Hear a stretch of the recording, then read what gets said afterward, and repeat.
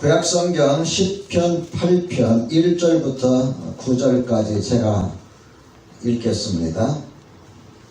여호와 우리 주여, 주의 이름이 온 땅에 어찌 그리 아름다운지요. 주의 영광이 하늘을 덮었나이다. 주의 대적으로 말미암아 어린 아이들과 젖먹이들의 입으로 권능을 세우시며 이는 원수들과 보복자들을 잠잠하게 하려 하심이니이다. 주의 손가락으로 만드신 주의 하늘과 주께서 베풀어 두신 달과 별들을 내가 보니 사람이 무엇이기에 주께서 그를 생각하시며 인자가 무엇이기에 주께서 그를 돌보시나이까. 그를 하나님보다 조금 못하게 하시고 영화와 존귀로 관을 씌우셨나이다. 주의 손으로 만드신 것을 다스리게 하시고 만물을 그의 발 아래에 두셨으니 그건 모든 소와 양과 들짐승이며 공중의 새와 바다의 물고기와 바닷길에 다니는 것이니이다. 여호와 우리 주여, 주의 이름이 온 땅에 어찌 그리 아름다운지요. 아멘. 시편 8편은 다윗의 시인 것을 거기 기록했죠. 8자 써놓고 다윗의 시, 인도자를 따라 깃딧에 맞춘 노래, 다윗이 노래한 그 시이다 하는 것을 볼 수가 있습니다. 이 시를 읽으면서 어쩜 이렇게 표현을 아름답게 했을까 하는 이런 생각을 떨쳐버릴 수가 없습니다. 자연을 보면서 그 경이로움에 하나님을 찬양하고 또 사람을 보면서 그 사람의 생김과 사람의 모든 실상들 속에서 하나님의 위대한 솜씨를 발견하면서 하나님을 찬양하고 있는 것이 오늘 본문에 기록된 내용이 되겠습니다. 오늘 말씀을 통해서 저 여러분 하나님께서 주신 은혜로운 말씀을 통해서 위로받고 힘을 얻으시길 주의 이름으로 축원합니다. 하나님께서 우리에게 주시는 첫 번째 메시지는 자연의 아름다움은 하나님의 솜씨라는 사실입니다. 자연의 아름다움은 하나님의 솜씨입니다. 1절에서 3절 말씀 우리 다 같이 한번 읽어볼까요? 준비하시고 시작. 여호와 우리 주여, 주의 이름이 온 땅에 어찌 그리 아름다운지요. 주의 영광이 하늘을 덮었나이다. 주의 대적으로 말미암아 어린 아이들과 젖먹이들의 입으로 권능을 세우시며 이는 원수들과 보복자들을 잠잠하게 하려 하심이니이다. 주의 손가락으로 만드신 주의 하늘과 주께서 베풀어 두신 달과 별들을 내가 보니. 자연에 나타난, 자연 세계에 나타난 하나님의 영광을 찬양하고 있는 것을 봅니다. 자연의 아름다움을 보면은 누구나 다 감탄하지. 야, 멋있다. 참 아름답다. 참 웅장하다. 여기서 끝나는 사람이 있어요. 근데 조금 더 생각을 깊이 한다면은 어떻게 만들어졌을까? 이 아름다운 자연, 이 웅장한 자연, 이 참 오묘한 자연 어떻게 만들어졌을까? 이런 생각을 하게 되고, 이런 생각을 하다 보면 또 어떤 생각이 드느냐 하면은 누가 이렇게 만들었을까? 저절로 만들었을까? 아니야, 저절로 만들어지기에는 너무너무 아름답다. 마치 예술가의 작품처럼 그렇게 느껴질 때 이건 누구의 작품이겠다라는 그런 결론에 도달하게 됩니다. 제가 작년 8월 마지막 주간에 중국 장각에 여행을 다녀왔죠. 우리 대구에 사는 친구 목사님이 자기가 언제 해외 나갈지 모르니까 꼭 해외에 나랑 같이 나가고 싶다. 그래서 저는 목사님이 그랬죠. 나는 무더위에는 힘들고 거기는 지금 37도, 8도, 9도, 35도 이렇게 돼서 나는 힘드니까 목사님 다녀오세요. 제가 몇 번 거절했는데 당신 안 가면 내가 언제 장가계를 갈 수 있겠느냐, 여행을 할 수 있느냐, 내가 여행비 대줄 테니까 가자 해서 또 여행비까지 보내왔어요. 그래서 할 수 없이 여러분의 기도 부탁하고 저도 기도하고 장가계를 떠났는데 지난번에 열에 말씀드렸듯이 장가에 가가지고 머무르는 동안 기온이 곤두박질 쳐가지고 32도, 30도, 29도, 28도, 27도 이렇게 뚝뚝뚝뚝 떨어져서 제가 여행을 잘하고 돌아왔잖아요.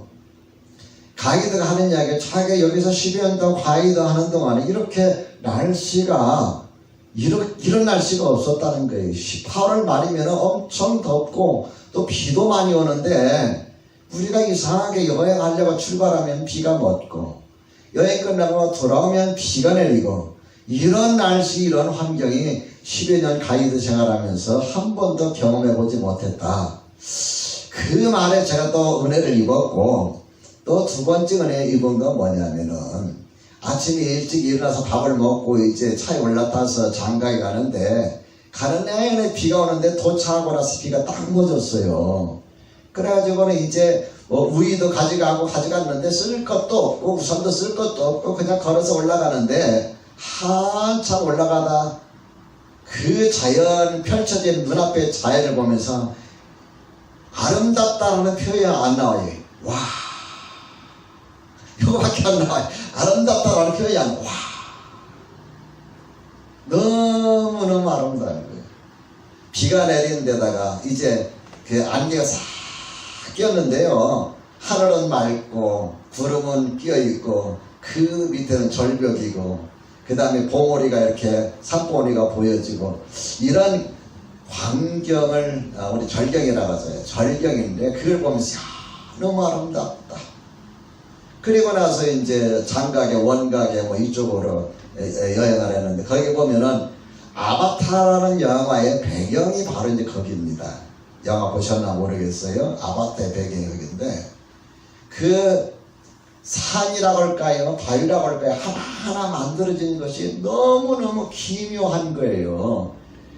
이 케이블카를 타고 올라가면서 이제 앉아서 이렇게 보다가 와 하고 보다가 저절로 자기도 모르게 이구동성으로 나온 찬송이 하나 있습니다. 뭔지 아세요? 주 하나님 지으신 모든 세계 내 마음속에 그려볼 때 같이 중국인도 두세 사람이 거기 타고 있었는데 그 사람들은 이게 구경하기 바쁜데 우리는 그 광경을 보면서 저절로 마음속에서 주 하나님 지으신 모든 세계 이런 찬송이 막 나오는 거예요. 누가 이거 만들었다는 거예요? 중국 사람들은 자연적으로 만들어졌다고 생각하는지 모르지만 하나님을 믿는 우리들의 마음속에 이 하나님의 위대한 솜씨 이거 어떻게 이걸 빚어내셨을까? 이건 사람으로서 또 자연 현상으로서 만들어내기는 불가능하다 하는 것을 저희들은 그걸 보면서 느꼈습니다. 제가 몇 년 전부터 이제 여름철 되면은 휴가를 떠날 때 예전에는 뭐 콘도를 빌리려고 리조트를 빌리려고 여기서 알아보기도 하고 뭐 또 자연 휴양림 여기 집어넣었다가 또 떨어지고 뭐 그랬었는데 차 하나 끌고 가서 차박을 하면서 이제 밤중에 텐트 하나 치고 차박하면서 한밤중에 하늘을 쳐다보면은 하늘에 뭐가 있을까요? 서울 도심에서 하늘을 쳐다보면 뭐가 있을까요? 아무것도 안 보이잖아요. 근데 그 시골에 가서 산속에서 하늘을 쳐다보면 뭐가 보여요? 반짝반짝 작은 별, 반짝반짝 큰 별, 작은 별들이 모여서 은하수를 이루고 그 은하수를 건너서 철새들이 날아가고 이러고 보면서 아름답다. 너무너무 아름답다. 이런 생각을 갖게 됩니다. 그 자체만으로도 그걸 보면서 하나님은 참 위대하신 분이다. 하나님의 솜씨는 말로 표현할 수 없다. 그런 생각들을 가져보곤 합니다. 다윗이 쓴 시편 가운데 오늘 8편과 비슷하게 쓴 시편이 또 있어요. 그게 뭐냐면은 19편입니다. 19편에 보면은 1절부터 이렇게 그런 노래하고 있습니다. 하늘이 하나님의 영광을 선포하고 하늘이 하나님의 영광을 선포하고 궁창이 그의 손으로 하신 일을 나타내는도다. 날은 날에게 말하고 밤은 밤에게 지식을 전하니 언어도 없고 말씀도 없음에 들리는 소리도 없으나 언어도 없고 말씀도 없고 들리는 소리도 없으나 그의 소리가 온 땅에 통하고 그의 말씀이 세상 끝까지 이루어도다. 하나님이 해를 위하여 하늘의 장막을 베푸셨도다. 해를 위하여 장막을 베푸셨도다. 해는 그 신방에서 나오는 신랑과 같고 그의 길을 달리기 기뻐하는 장사 같아서 하늘 이 끝에서 동쪽에서 나와 서쪽으로 하잖아요. 이 끝에서 나와 하늘 저 끝까지 운행하며 그 열기에서 피할 자가 없도다. 이거 보면은 이 다윗이 용맹무쌍한 용감한 장수이면서 또 왕이기도 하지만은 그 감성이라는 건 굉장히 풍성했던 것 같아요. 그죠? 이 자연을 보면서 아침에 솟는 태양, 그 다음에 저녁에 지는 석양, 이걸 보면서 하늘 이 끝에서 나와 저쪽에 지는 그 모습, 자연의 아름다운 그 모습 속에서 들리는 소리도 없지만 그 속에서 들려지는 하나님의 음성을 귀를 기울인다는 이런 것 고백을 볼 때에 이 다윗이 참으로 감성적인 사람이다 하는 것과 하나님을 믿는 사람만이 발견할 수 있는 아름다운 것이라는 걸 우리가 말씀을 통해서 볼 수가 있습니다. 근데 여러분, 신약성경의 로마서 1장 20절에서부터 23절의 말씀 보면은 이 자연과 더불어서 안타까운 것을 기록하고 있어요. 그것이 뭐냐 하면은 하나님께서 지으신 이 아름다운 자연을 보고 사람들이 그 자연 만물을 지은 창조자이신 조물주이신 하나님을 찬양하는 것이 아니라 그것을 마치 신처럼 여겨서 우상으로 섬긴다는 거예요. 로마서 1장 20절에 보면은 창세로부터 그의 보이지 아니하는 것들 곧 그의 영원하신 능력과 신성이 하나님의 성품이 그가 만드신 만물에 분명히 보여 알려졌나니, 하나님께서 만드신 그 만물 속에 하나님의 능력과 하나님의 그 성품이 보여 알려졌는데 21절에 이렇게 말하고 있습니다. 하나님을 알되 하나님을 영화롭게도 아니하며 감사하지도 아니하고 오히려 그 생각에 허망하여지며 미련한 마음이 얻어졌나니 스스로 죄 따라 어리석게 되어 썩어지지 아니하는 하나님의 영광을 썩어질 사람과 새와 짐승과 기어다니는 동물 모양의 우상으로 바꾸었느니라. 하나님께서 이렇게 자연 만물을 아름답게 만들었는데 그 자연 만물에 감탄하면서 야, 이건 누가 지으셨을까? 창조주 하나님밖에 없다. 이렇게 하나님을 찬양해야 되는데 오히려 그것을 신으로 섬기더라 그 이야기예요. 안타까움을 피하고 있는 것을 보게 됩니다. 오늘 말씀을 통해서 두 번째 하나님께서 우리에게 주시는 메시지는요 4절과 5절의 말씀인데 같이 한번 읽어볼까요? 시작. 사람이 무엇이기에 주께서 그를 생각하시며 인자가 무엇이기에 주께서 그를 돌보시나이까. 그를 하나님보다 조금 못하게 하시고 영화와 존귀로 관을 씌우셨나이다. 4절의 말씀을 보면은 두 가지를 말씀하고 있죠. 사람이 무엇이기에 주께서 그를 생각하시며, 이 생각한다는 말은 기억한다는 말이에요. 여러분 머릿속에 기억나는 사람은 두 종류예요. 그렇죠? 어떤 사람들이 여러분 머릿속에 기억나나요? 나에게 상처를 준 사람. 근데 이런 사람들은 사실 기억하고 싶지 않지요. 또 기억나는 사람 어떤 사람이에요? 나에게 도움을 준 고마운 사람. 저도 제가 살아가면서 제게 도움을 준 고마운 사람들이 있어요. 지금도 그 사람들을 잊지 않습니다.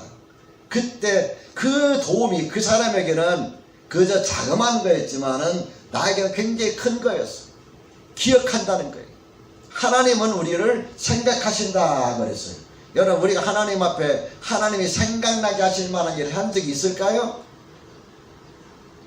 그래서 이 생각난다는 말은 기억하신다는 말이고, 이 기억하신다는 의미는 뭐냐면은 나를 그만큼 사랑한다 그 말이에요. 하나님께서 여러분을 사랑하시는 걸 믿으시기 바랍니다. 확신하시기 바랍니다. 따라서 합시다. 하나님이 나를 사랑하신다. 얼마큼 사랑할까요? 끔찍히 사랑하신다. 끔찍히 사랑하십니다. 예. 집에서 예배 드리시는 분 믿으시면 아멘 올리세요. 명보선 집사님만 아멘, 김동성 목사님도 아멘, 임태희 목사님도 아멘, 신재 목사님 사인 보냈어요. 예, 아멘 아멘. 하나님이 나를 사랑하시는데 얼마큼 사랑하시? 끔찍히 사랑하시. 끔찍히. 여러분 데이트 해보신 적 있나요? 사랑하는 사람과 헤어져서 다음 약속까지 기다릴 때요, 그냥 잊어버리가 안 지납니다. 그날을 손꼽아 기다려요. 제 경험상 언제 만나게 되면 그날을 손꼽아 기다려요.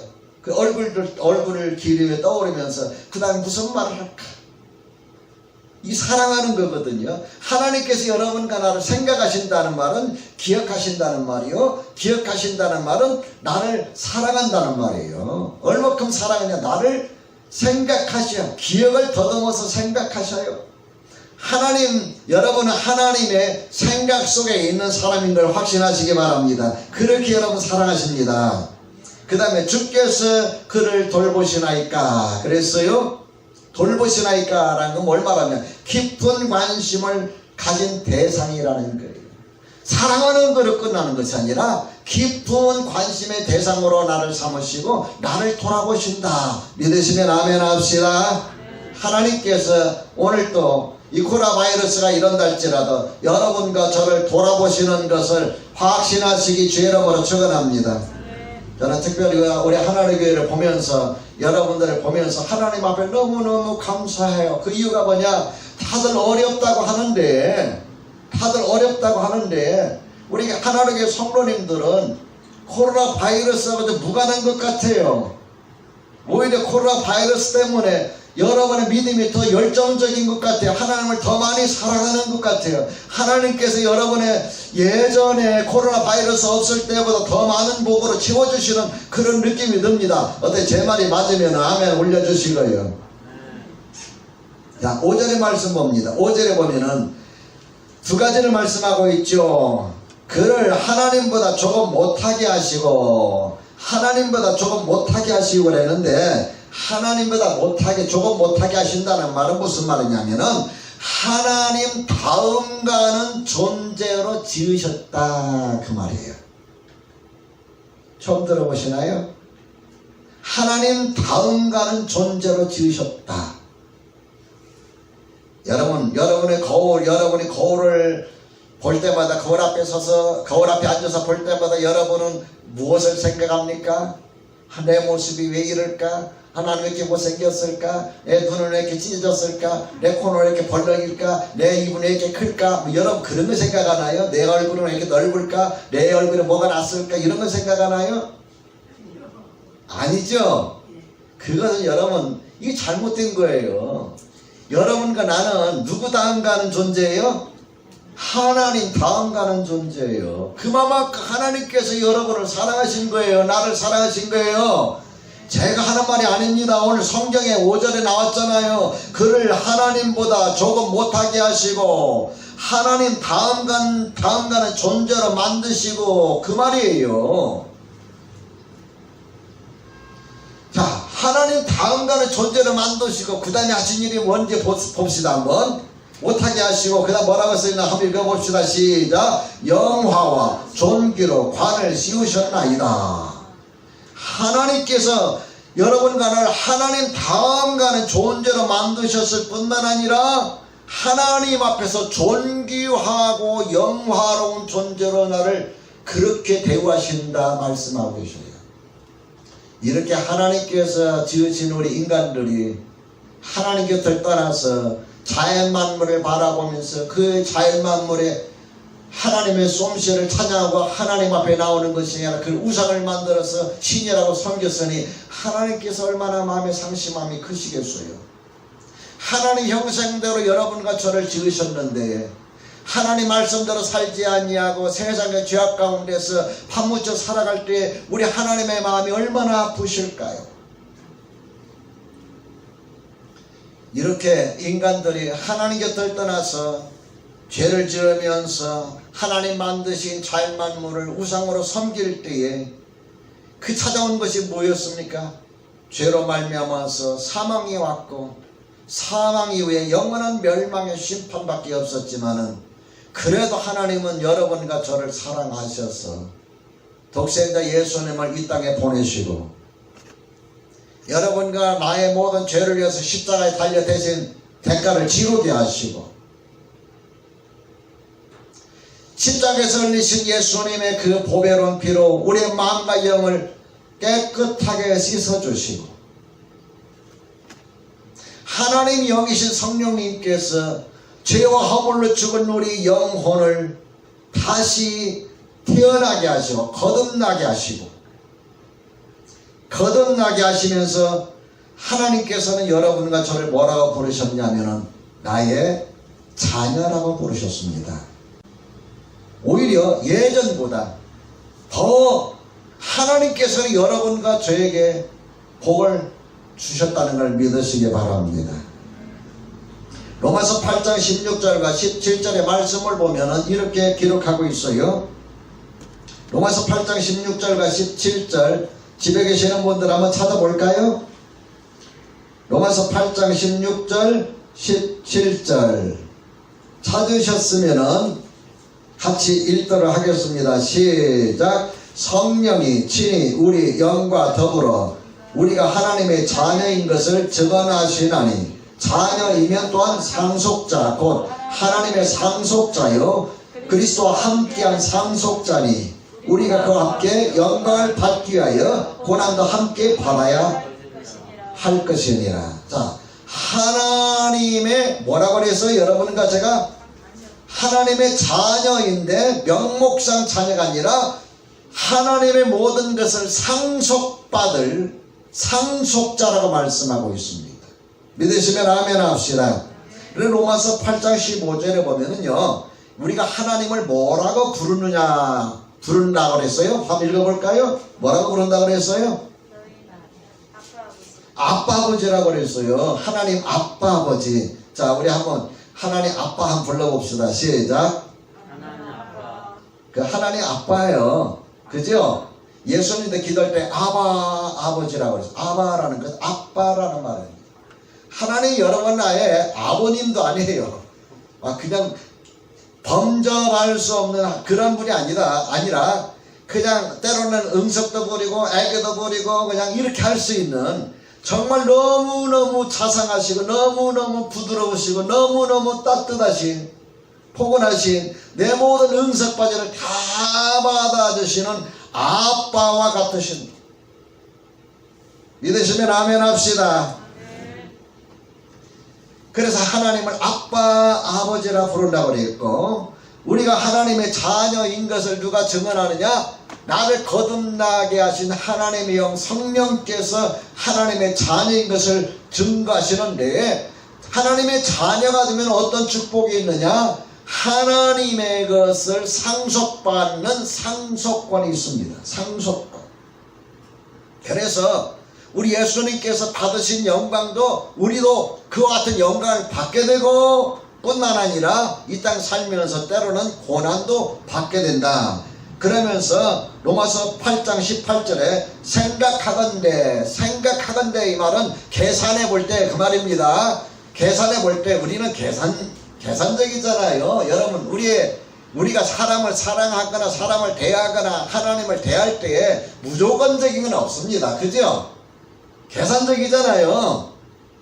계산적이지 않나요? 대답이 없어요. 여러분 솔직히 하나님 앞에 11조 드릴 때 계산적이 아니에요. 하나님 앞에 예물 드릴 때 계산적이 아니에요. 솔직합시다. 우리 하나님께서 복아주신다면 여러분 하나님 앞에 물질 드려요? 오늘 주일 하나님 앞에 예배하는데 이거 솔직히 계산적이 아니에요. 하나님 앞에 예배 드리면 하나님께서 복 주실 것을 여러분 확신하게 예배 드리는 거 아니에요? 하나님 앞에 예배 드려도 드리나 마나 아무런 삶의 변화도 없고 축복도 없다면 여러분 오늘 이렇게 코로나 바이러스가 1000명이 넘는데 하나님 앞에 예배하겠어요? 솔직한 거 아니면 계산적이에요. 그죠? 계산적이라고요. 하나님의 사랑은 무조건적이에요. 무계산적이야. 근데 우리는 하나님을 대하거나 사람을 대하거나 뭐든지 일단 계산적이에요. 그 다음에 내가 손해나지 않으면 행동으로 옮긴다 그 말이에요. 그걸 로마서 8장 18절에 보면 생각하건대 이 말은 계산해 볼 때 그 말이에요. 계산해 볼 때 현재 고난은 내가 예수 믿으면서 고난을 받는데 이 받는 고난은 장차 우리에게 나타날 영광과 뭐라 그랬어요? 비교할 수 없다. 게임이 안 된다 그 말이에요. 하나님이 이렇게 엄청나게 우리를 사랑하신다. 믿으시면 아멘 합시다. 이 하나님의 사랑 가운데 여러분 우리가 붙들려 살아가야 됩니다. 셋째로 우리는 하나님의 아름다움을 드러내야 합니다. 자, 6절에서 8절 말씀 읽어볼까요? 준비하시고 시작. 주의 손으로 만드신 것을 다스리게 하시고 만물을 그의 발 아래 두셨으니 곧 모든 소와 양과 들짐승이며 공중의 새와 바다의 물고기와 바닷길에 다니는 것이니이다. 주의 손으로 만드신 것을 다스리게 하시고 만물을 그의 발 아래 두셨으니, 그러면서 만물에 우리에 맡기신 것들을 7절과 8절에 말씀하고 있잖아요. 하나님은 우리 하나님의 자녀로 삼으셨을 뿐만 아니라 하나님이 만드신 자연 만물을 우리에게 맡기셨다라고 했어요. 여러분, 이 코로나 바이러스를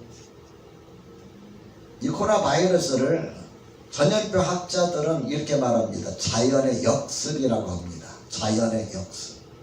그 무슨 말이냐면은 사람에게 옮기지 말아야 할 바이러스가 옮겨진 거예요. 그 동물이나 짐승이 가지고 있는 그 바이러스들이 인간이 저항력이 없는 인간에게 옮겨져서 이게 난리를 피우는 거예요. 왜 그러면은 동물에게는 바이러스가 우리에게 왔을까요? 난개발이에요. 살림을 훼손하고 개가 난다고 살림을 훼손하고 뭐하고 하다 보니까 이 동물들이 갈 게 없어요. 더 이상 갈 게 없어. 그러니까 사람이 가까이 내려오다 보니까 동물이 가지고 있었던 그 바이러스들이 인간이 오는데 인간은 그 동물의 바이러스를 이길 수 있는 항체가 인간의 몸에 없다 이 말이에요. 그래서 그 항체를 만드는 것이 바로 백신 아닙니까? 자연의 역습이에요. 지난번에 바닷거북이가 큰 바닷거북이가 죽어가지고 바닷가에 있었어요. 그래서 왜 죽었나 하고 그걸 가져다가 이렇게 뭐라고 하죠? 해부를 해봤어요. 해부를 해봤더니 그 속에 뭐가 있느냐면은 폐비닐. 인간들이 편의를 위해서 만든 그 비닐들, 그걸 바다에다 갖다 버리기도 하고 그러거든요. 근데 그걸 얼마나 먹었는지 뱃속이 꽉 차고 나중에는 이게 막혀 죽은 거예요. 큰 고래가 좀 과장해서 집처만한 고래가, 집처만하지 않겠지만은 고래가 바닷가에 덩그러니 누워 죽어 있는 거예요. 그래서 그 고래를 해부해 보니까 플라스틱 병, 폐, 비닐 이런 것들이 막 그 안에 가득 있는데 그걸 먹고 그냥 죽은 거예요. 누가 버린 거예요? 인간이 버린 거예요. 왜 버렸어요? 편하니까 만들어서 그 다음 쓰고 나서 귀찮으니까 아무데나 버린 거예요. 그것이 하나님께서 만드신 자연을 파괴하기 시작하는 거예요. 요즘에 또 좀 이렇게 건강에 대해서 관심 있는 분들은 이 생수 만드는 것, 마시는 것도 요즘에는 굉장히 고민하고 있는 것이 이유가 뭐냐면은 이 생수 속에, 우리가 먹는 물 속에서 미세 플라스틱이 있답니다. 미세 플라스틱. 플라스틱 하면 뭐 큰 것만 생각하는데 미세한 눈에 보이지 않는 아주 작은 플라스틱이 그 안에 수없이 많다는 그걸 우리는 모르고 그냥 마시는 거예요. 이 누가 만든 거예요? 인간이 만든 거예요. 인간이 만들어서 인간의 관리를 못하고 하니까 그것이 결국 우리가 다시 되돌아오는 거예요. 바이러스가 우리에게 찾아와서 우리를 힘들게 하고 우리가 버린 것들이 우리에게 다시 되돌아오는 거예요. 바다 고기 중에 큰 바다 고기는 먹지 말라고 그랬잖아요. 그 이유가 뭐냐? 여러분 그 뭐라 그래, 먹이 사슬이 있지. 먹이 사슬 뭔지 알죠? 미스 플랑크톤을 조그만 물고기 잡아먹고, 조그만 물고기 좀 더 큰 물고기 잡아먹고, 좀 큰 물고기 더 큰 것이 잡아먹고, 더 큰 것이 이게 이제 그 먹이 사슬이잖아요. 그래서 큰 것들은 미세 플랑크톤 이런 걸 먹으면서 이제 그것이 몸에 농축이 되는데, 농축되는 가운데 뭐냐면 납성분이 농축이 돼가지고 고등어를 많이 먹지 말라 뭐 그런 이야기도 합니다. 이게 뭐냐면 다 인간이 만든 파괴, 자연 파괴예요. 사람 여러분, 하나님께서는 우리 인간들이 살 수 있도록 자연을 참 아름답게 만드셨잖아요. 예? 태양이 해를 만드시고, 달을 만드시고, 별을 만드시고, 또 식물을 만드시고, 그 다음에 여러 가지 뭐 동물들을 만드시고, 곤충들을 만드시고, 그리고 나서 마지막 인간들을 만들어서 우리가 인간이 살 수 있도록 하셨는데, 우리 인간들이 다 파괴하고 있는 거예요. 저는 이 코로나 바이러스를 보면서 무슨 생각을 했느냐 하면은, 첫 번째 아까 말씀드린 자연의 역습이다. 인간이 난개발로 말미암아서 결국 찾아온 자연의 재앙이다. 우리가 홍수만 자연의 재앙이 아닙니다. 홍수라는 것만 자연의 재앙이 아니라 이런 개발로 말미암아서 동물 속에만 있어 이 바이러스들이 인간의 몸에 들어오면서부터 인간에게 질병이 생기 자연의 역습이다 하는 것과, 또 한 가지 제가 이걸 보면서 느낀 것이 뭐냐면은, 제가 우리 사모님에게도 그런 이야기를 했습니다만은, 코로나 바이러스처럼 복음이 이렇게 전파된다면 얼마나 좋을까. 코로나 바이러스처럼 하나님의 말씀이 세상 모든 사람들에게 전파된다면 얼마나 좋을까. 하나님, 우리 하나님의 성도님들은 코로나 바이러스처럼 사람의 건강과 생명을 앗아가는 바이러스가 아니라 사람들에게 생명을 주고 사람의 영혼을 살리는 바이러스, 생명의 바이러스가 되게 주옵소서. 그래서 하나님께서 지으신 인간의 자연성의 회복이 되고 하나님의 성품이 회복되게 해주옵소서 하고 저는 그렇게 기도하고 있습니다. 오늘 시편 8편을 보면서 다시 한번 우리가 하나님 앞에 기도합시다. 하나님 이렇게 자연을 아름답게 만드시고 인간을 이렇게 하나님 다음 가는 존재로 만들어 주셨는데, 코로나 바이러스 통해서 복음이 다시 힘있게 전파되고 이런 것들이 회복돼서 하나님을 찬양하는, 하나님께 영광 돌리는 그런 날이 속히 오게 하여 주옵소서. 기도하시는 저와 여러분이 되시기를 주의 이름으로 축원합니다.